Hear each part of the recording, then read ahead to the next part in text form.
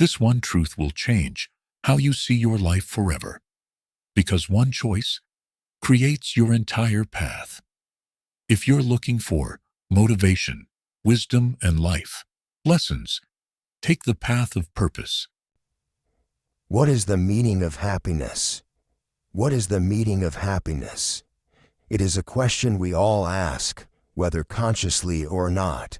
We chase it, dream of it, pray for it, and build our lives around the hope of finding it.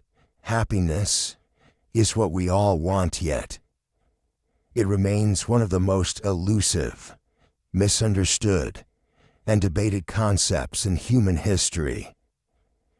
What does it mean to be happy? Is it pleasure, peace, purpose, or something else entirely? Is it found, created, or chosen? To understand happiness, we must dive deep into philosophy, science, history, and most importantly, into ourselves. Let's start with the ancient philosophers. For the Greeks, happiness was not just a passing emotion, it was a way of life. Aristotle called it eudaimonia, which translates more closely to flourishing or living well than mere pleasure. To him, happiness came from living in accordance with virtue, fulfilling one's potential, and contributing to society. It was not something you stumbled upon, but something you built. It required wisdom, courage, moderation, and justice. For Aristotle, happiness was the result of a life well lived. The Stoics, like Epictetus and Marcus Aurelius, believed that true happiness came from inner peace and freedom from desire. They taught that we should focus on what we can control: our thoughts, actions, and responses, and let go of what we cannot. Happiness, they believed, was not about external success, but about internal mastery. Eastern philosophies offered a different, yet equally profound perspective. In Buddhism, the pursuit of happiness begins with the recognition of suffering. Life is full of pain, but through mindfulness, compassion, and detachment from craving, one can find a deeper, lasting contentment. The Buddha taught that happiness is not in chasing desire, but in letting go of it. In Taoism, happiness is found in harmony with nature, in simplicity, in flowing with life rather than resisting it. Religious traditions also speak to the meaning of happiness. In Christianity, happiness is often linked to love, service, and the presence of God. The Beatitudes in the Sermon on the Mount begin with, "Blessed are," a word that also means happy, yet the people described are not the rich or powerful, but the meek, the merciful, the peacemakers. In Islam, happiness is tied to submission to God's will, to gratitude, and to living a righteous life. In Hinduism, true happiness comes from spiritual realization and union with the divine.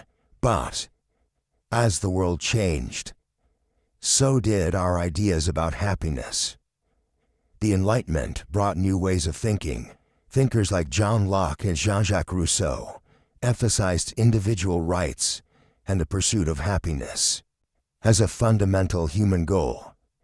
In fact, the U.S. Declaration of Independence famously lists the pursuit of happiness as one of our unalienable rights.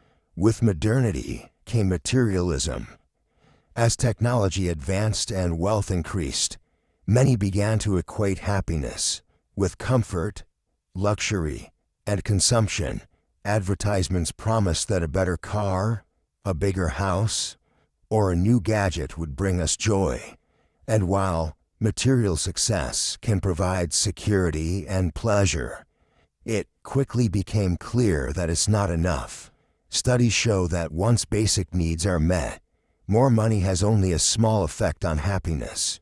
So what does science say? Psychology has spent decades studying happiness.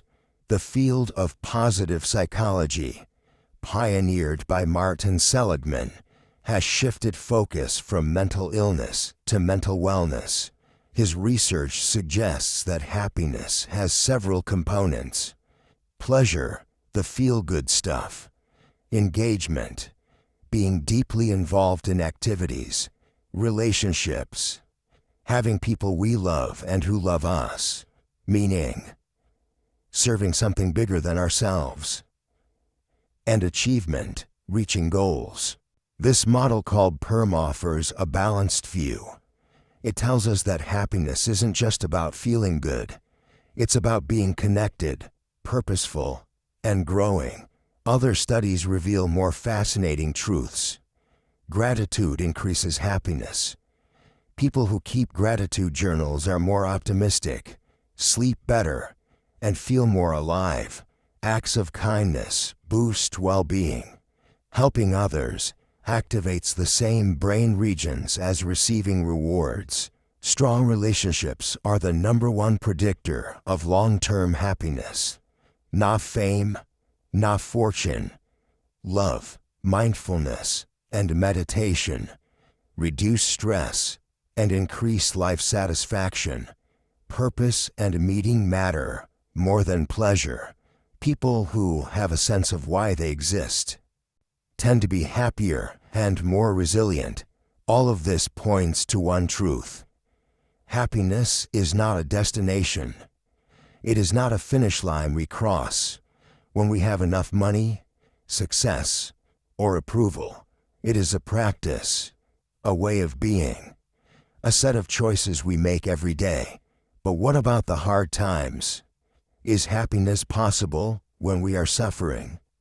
Yes, and here's why. Happiness is not the absence of pain. It is the presence of hope, of meaning, of connection. Even in the storm. Viktor Frankl, a Holocaust survivor and psychiatrist, wrote that even in Auschwitz, some people found moments of purpose and human dignity. He said, "Those who have a why to live can bear almost any how." That kind of happiness is not about smiling all the time. It's about knowing that life is still worth living. Real happiness is not surface level. It is deep. It's being at peace with who you are. It's knowing that you're living in alignment with your values. It's waking up and feeling that your life matters. And here's something powerful. Happiness grows when it is shared. When we focus only on ourselves, we shrink. When we care for others, we expand. Happiness is not a scarce resource, it multiplies. When you uplift someone else, you rise with them. We often think we'll be happy when we lose the weight, when we get the job, when we find the right person. But life is happening now.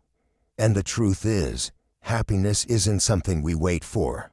It's something we choose, something we cultivate, something we notice in the small, quiet moments. The laugh of a friend, the beauty of a sunset, the warmth of a shared silence. So, what is the meaning of happiness? It's not about escaping life, it's about embracing it. It's not about perfection, it's about presence. It's not about what you have, it's about how you live. It's not about never falling, it's about always rising. Happiness is living in truth. It's giving your gifts. It's being real, being kind, being grateful. It's having people to love, something to do, and a reason to wake up in the morning. And the best part? It's available to all of us. Right now, wherever we are, whatever we face. We may not control every circumstance, but we can control how we show up. We can choose to seek joy, to spread light, to find beauty in the cracks. So, stop waiting. Stop chasing. Start being. Be present. Be kind. Be grateful. Be you, because happiness isn't out there. It's in here. And once you find it, once you live it, you don't just change your own life. You light the way for others. That is the meaning of happiness.